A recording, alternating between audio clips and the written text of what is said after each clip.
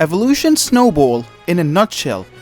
Snowball will be the next evolution coming to Clash Royale. You can find it in the Diamond Pass, which if you will be buying, use code Abdod or I will throw one of them on your face. It's a 2-cycle evolution, same stats, kinda like the recent ones. The way this works is after being thrown, it will roll sort of like a log, and the damage is the same throughout the entire roll, so it's basically just free extra range. However, the cool part is hitting a high HP troop will get it stuck in the snowball and force it to travel along with it for the rest of the 4 tiles. This does include heavy troops like Golem, which is kinda surprising and honestly a little bit scary. Obviously that doesn't apply to buildings, right?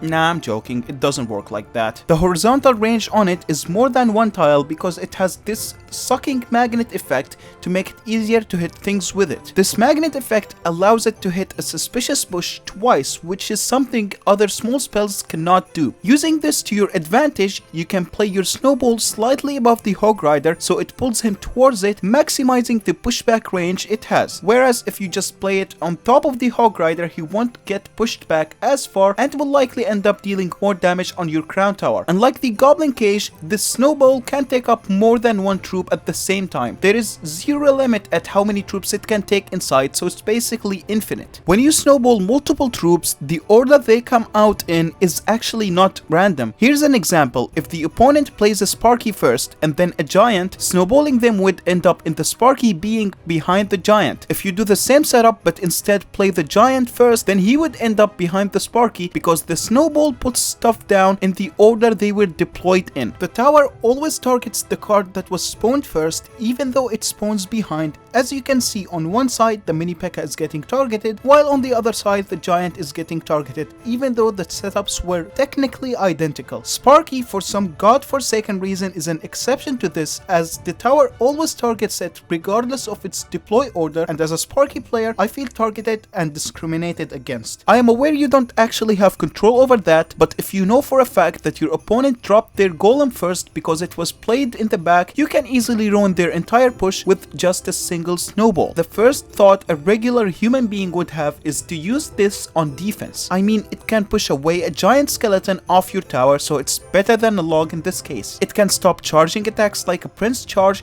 when normally a snowball cannot do that. And it even does very well against a miner tanking for some troops because it will get everything in one spot. This getting everything in one spot is cracked when you combine it with splash cards because it's like Nado but with a slow effect. I would say it's even more effective than Tornado because the enemy troops would not be able to kill your spirits while inside of the snowball. I would like to note, however, that anything inside the snowball is immune to damage. So if I fireball an Electro Dragon while he is inside of the snowball, he will come out with nearly full HP. The only exception to this is Poison and Earthquake because for some reason the ticks will still damage the troops that are inside the snowball, which I find odd. I think there's a high chance that this is actually a glitch. Besides that, you can use it in creative ways like throwing things over the river or using this useful technique that I came up with. Basically, when you snowball a troop, you have 3 options. First one is a direct placement on them, which changes nothing on their pathing. The second one is slightly to the right placement, which pushes them away from the middle of your arena. And the third one is slightly to the left placement, which pushes them closer to the middle of the arena. This is very useful when you mess up a building position, as you can knock their troop back and push it a tile or 2 to the right, making it in range of your messed up building. Or you can use that pushback to push a troop closer to the middle of your arena, which makes some King Tower activations with the Tornado possible. It's even useful on offense. If you somehow get a prediction, you can literally force one of their troops to switch lanes away from your push. Speaking of offense, my first impression was that it would suck because the pushback is always the same side. So realistically, you can't really push troops away from your balloon, as you would have to push them right into the balloon. But to my surprise, if you don't use it like you use a normal snowball, it's actually cracked on offense. Like, you can still use it in a balloon push, but instead of knocking the mega minion back, it can be used to make an executioner leave your balloon alone and start attacking a miner instead. Being creative with it is very rewarding. For example, it's very good with giant pushes as it allows you to push the stuff away from your support and make them target your giant instead. Not only that, but usually an Evo Valkyrie would shut down a tank for good if she was placed behind it, so if you snowball her to the front of the tank, she will end up pulling them to the tower, which would make them reach it quicker. It also works equally as good with cycle decks, as if you get a good protection, you can protect your wall breakers while also pushing the enemy troops into the wall breaker explosions. And with the Evolved Snowball, things like Dark Prince are no longer a reliable drill counter because you can just yeet them away, which would force them to either overcommit or take a ton of tower damage. Graveyard already works so well with the Snowball because it doesn't reset the tower while taking out stuff like bats.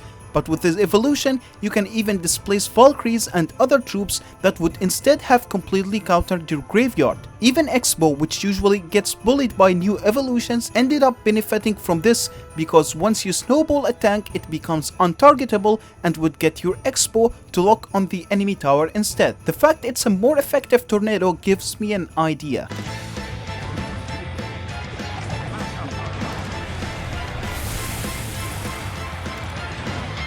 Oh, I almost forgot. Monk usually throws their regular snowball back on your tower, but for some reason this gets treated like a log, so he doesn't really throw it back even though you kind of like throw it on him. If the deflected snowball had troops inside of it, then they would stay inside, so enjoy this Evo P.E.K.K.A delivery on your tower. A frame perfect monk deflection is, well, a complete disaster if I'm being honest here. Despite the deflection acting like a log, it's harder to activate King Tower with it due to its lower range. So you basically just want to pull the monk closer before trying to deflect the snowball onto your King Tower. Here's a look at the next season's arena.